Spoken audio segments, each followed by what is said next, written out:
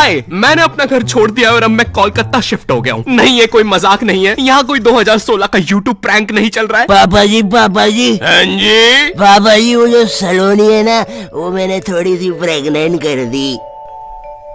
Prank पापा जी prank है। मैंने अपनी लाइफ में कभी सोचा भी नहीं था कि मैं कोलकाता आऊंगा। भाई, मुझे कोलकाता के बारे में बस रविन्द्रनाथ टैगोर जी के बारे में पता था। कितने महान आर्टिस्ट थे यार वो। उनके जमाने में भी लोग ऐसे तुच्छ से कमेंट करते थे क्या? रविन्द्रनाथ टैगोर जी, आपकी रीसेंट कविता में तो मजा ही नहीं आया। मेरे को लगता पहले ही आप बढ़िया कर रहे थे, अब तो पता नहीं क्या है। सही सही बोलूं तो वी वांट ओल्ड आरएनटी जी में। बाकी आई एम अनसब्सक्राइबिंग फॉर नाउ। खैर, बैक टू कोलकाता। भाई, कोलकाता में मेरे लिए दोस्त बनाना बहुत मुश्किल हो रहा है। यहाँ सबसे बड़ी प्रॉब्लम लैंग्वेज की है, क्योंकि यहाँ मेजॉरिटी लोग बंगाली के अलावा कुछ बोलते ही नहीं है। अरे अभी तो बुढ़ फाड़ी ना की। क्या बात हो रही है? और अगर तुमने इनके सामने हिंदी में बात कर ली, हाँ, क्या बात हो रही है? तो ये तुम्हें ऐसी नजरों से देखेंगे जैसे तुमने क्या ही बोल दिया हो। ऐसे गूंजते हैं तुम्हारे हिंदी के वो नापाक शब्द। क्या बात हो रही है?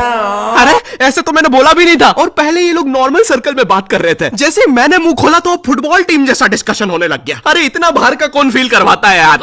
ये लोग मेरे सामने झुक के मेरी कैसे मार रहे हैं। और एक तो कोलकाता में लैंग्वेज के कारण मेरे इतने पैसे उड़ रहे हैं। भाई, मुझे कोई भी आके स्कैम कर लेता है। मुझे 20 रुपए की चीज 200 में बेची जा रही है। फॉरेनर जैसा स्कैम हो रहा हूँ मैं यहाँ पर। बंगाली सीखना छोड़ो, यहाँ फॉरेनर जैसा स्कैम होते होते मेरी हिंदी भी खत्म होते जा रही है। मैं दुकानों पे अब सामान ऐसे मांगता हूँ। नमस्ते भैया, ये कितने का बेच रहे? थोड़ा ठीक ठीक स्कैम करिएगा। हमेशा आपके यहाँ से ही स्कैम होते हैं। वैसे भैया, आपने उस फॉरेनर को क्यों स्कैम नहीं किए? अरे क्योंकि वो फॉरेनर नहीं, बिहारी है। वो हमें स्कैम करते हैं। और एक तो मैं जब से कोलकाता आया हूँ, मुझे पता नहीं क्यों मेरे मध्य प्रदेश के दोस्त कॉल करके अजीब अजीब सी चीजें बताते रहते हैं। ओ भाई, तेरे को पता है अपने सन्नी की बहन विकास के साथ भाग गई? हाँ क्या? अरे लेकिन अपने सन्नी ने दोनों को ढूंढ के पलटा दिया रातों रात। जेल में अभी सन्नी। ले बात कर। एक सेकंड, जेल?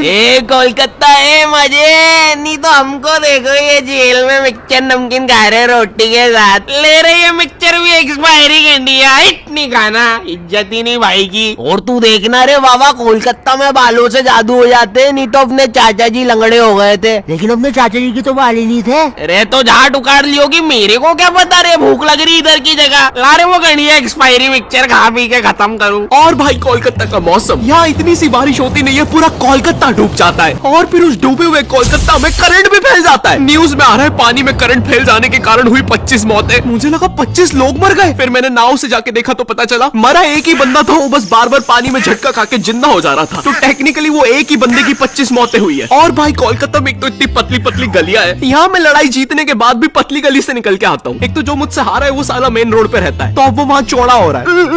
बहुत मारा साले ने, लेकिन पतली गली से गया है। इतनी पतली पतली गलियां, एक से ज्यादा आदमी होने पर स्पाइडरमैन बनना पड़ता है। सुबह सुबह आंटियां दोनों टांगों से चिपक के सब्जियां ले रही होती है। भैया जरा ठीक ठीक लगाओ ना।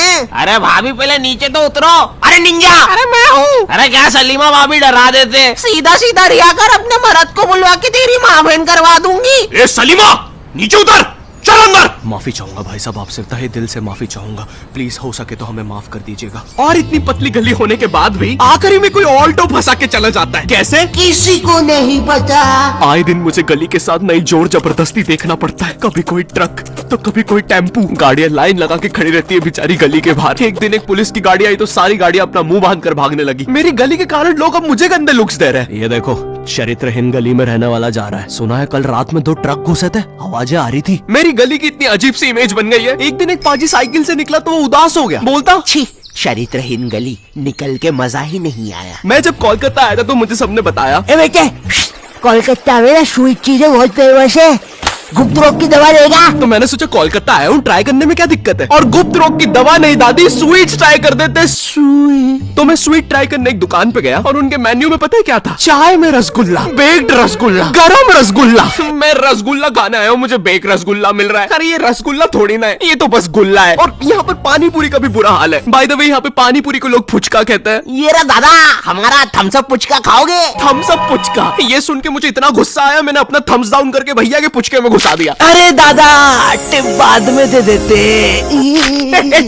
कोलकाता आने से पहले मैं काफी ज्यादा एक्साइटेड था कि यहाँ तो मस्त घूमूंगा, टूरिस्ट वाले एक्सपीरियंस लूंगा। लेकिन यहाँ जो मेरे साथ किस्से हो रहे हैं वो मैंने लाइफ में कभी इमेजिन ही नहीं किए थे। एक बार मैं लोकल ट्रेन से जा रहा था, मुझे बस नेक्स्ट स्टेशन ही उतरना था, तो मैं ट्रेन में चढ़ गया। अच्छा सॉरी, चढ़ा दिया गया। क्योंकि भाई यहाँ की लोकल ट्रेन की भीड़ में जितना एक्सप्लेन करूँ उतना कम है। एक बार एक बंदा भीड़ से बचने के लिए ट्रेन के नीचे कूद गया। हाँ, उसे वहाँ कम चोटें आई। इतनी भसड़ होती है, तुम्हें चूज करना पड़ता है कि आज किस अंकल के अंडर आर्म सूंघते हुए जाना है। मुझे ढूंढना पड़ता है कि आज किस अंकल ने सबसे कम मेहनत करी, और जिस दिन कोई बेरोजगार मिल जाए। मैं जॉबलेस हूँ, मुझे कोई पसंद नहीं करता। अरे नहीं भाई, आई लव यू। जरा उस मेहनती बुढ़े को देखो, साला दिन रात मेहनत करके अपनी फैमिली को पाल रहा है। हट बुड्ढे, नीच। और इतने भसड़ और पसीने के बीच में भी ट्रेन में एक केटीएम कपल होता है जिसे रोमांस सूझ रहा है। वो बंदा ऐसे खड़ा हुआ है गेट के पास अपनी बंदी को लेके कि कोई पास ना आ जाए। बगल वाले अंकलों को बस उतना पार्ट छोड़ के सब चिपका हुआ है बंदी से। इसे लगता है ये ऐसे करके 80 लोगों की भीड़ रोक लेगा। किस कर ले, कर लो, पक्का कर ले, कर लो, बहुत जम से कर देंगे। अबे देख क्या रहा है? सॉरी भाई, भीड़ में सेटिंग ही ऐसी हो रखी है। रुको। एक तो स्टेशन पे तुम्हें इतने भिन्न भिन्न प्रकार के लोग मिलते हैं। कुछ अंकल इतने स्किलफुल होते हैं वो ट्रेन रुकने से पहले ही चढ़ जाते हैं, सटाक से गायब हो जाएंगे तुम्हारे साइड से।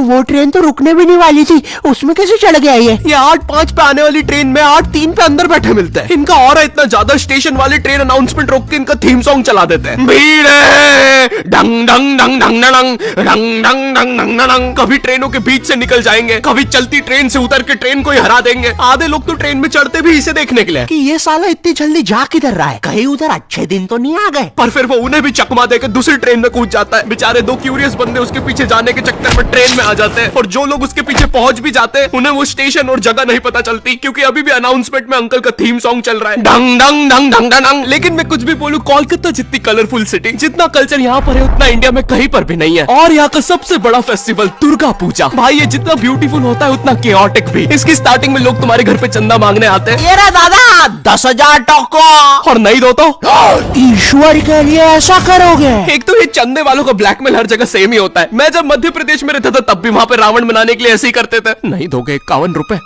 तो फिर कैसे चलेगा हमारा ये बेचारा रावण। लोग कहते हैं रावण में अहंकार था, हमारे वाले की आंखों में शर्म है। 10 के 10 सर झुक गए भाई। तुमने बाट नंबर 17 का रावण देखा है? देख के लगता है उसकी लंका होगी, और हमारा वाला ऐसा लगता है इसकी लंका किसी ने लगा दी होगी। लग रहा कूटा है भाई इसको तो। देखो भाई प्लीज 51 रुपए दे दो। वो बाट नंबर 17 वाले हमारा रावण ले जाने बोल रहे हैं हमारे रावण को तीर बना के छोड़ेंगे उनके रावण पे। यहाँ पर दुर्गा पूजा के दिन पंडाल कॉम्पिटिशंस भी होते हैं, और जो भी पंडाल कॉम्पिटिशन में जीतता है उन्हें पता है ग्रैंड मास्टर का ग्रैंड सल्यूट मिलता है।